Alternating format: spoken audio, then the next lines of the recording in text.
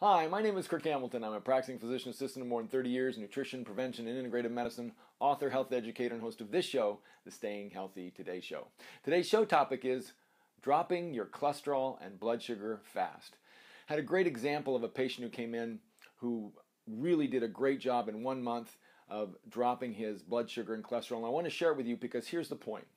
If you do it with lifestyle, you don't get put on medicines. And this gentleman could easily be put on medicines with his initial cholesterol, his initial blood sugar, and his initial testosterone. This gentleman who was 64 years of age, he was 260 pounds, about 6 foot, way overweight, a professional. He was also working out in the field. He could have easily been put on a statin drug right away, 1 or 2 blood sugar medicines, and placed on testosterone. But it convinced this person to change his lifestyle first, go on some dietary change, and he really didn't do anything else I told him, but he got off dairy foods, he got off bread products, he got off eggs, and then he tried to increase certain foods. So for breakfast, instead of having maybe an omelet or something like that, he had some pumpkin seeds and walnuts and some berries. Lunch he had kind of Spartan. It's kind of interesting. I didn't tell him to do this, but he just did it on his own. He had 2 large cans of V8 juice because he was working outside in the field, and then he would eat these green bean chips. So I'm not sure exactly what was in the chips, but he had those. For dinner, he had some grass-fed either beef or lamb, a large salad, and then he'd have things like beans and yams and maybe some potatoes, but good whole foods. Okay, he didn't drink, so there was no problem there. So he stayed on this for 1 month, again, going off dairy foods, going off all bread products, going off eggs, and trying to incorporate other foods in his diet. And in 1 month, he went from 260 pounds to 247. His hemoglobin A1C, which is a test of blood sugar over 3 or 4 months, went from 7.2 to 6.4. Now, most doctors never even check it in a month because they think you should wait 3 or 4 months, but I see it go down even in a month. That's a dramatic reduction, and he can go down 1 more point, and he won't be a diabetic. He's a type 2 now. His cholesterol went from, in 1 month, 250 to 183. Now, if he'd have been on a statin drug, he would have believed that the statin drug did it and not his own effort. So he had a 25-30% reduction in his cholesterol just from doing some of the simple things we talked about. Triglycerides were a type of blood fat that do increase the risk of vascular disease. Were cut in half almost, from 204 to 107.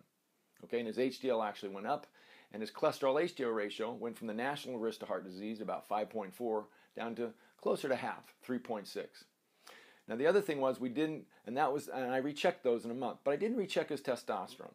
And the reason I didn't was I want him to keep working on his lifestyle before we give him testosterone or maybe some other therapy to boost his testosterone.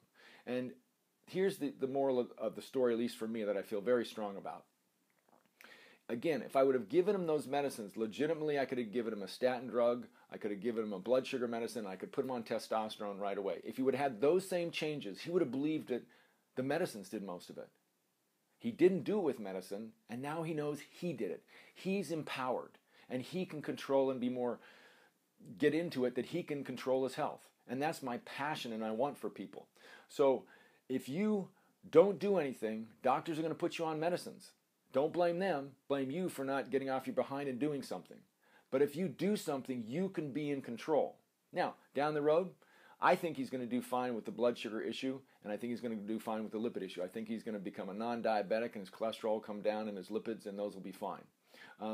His testosterone may stay low, and we'll see at that point, after he leans out, if we want to support that area and help and increase it.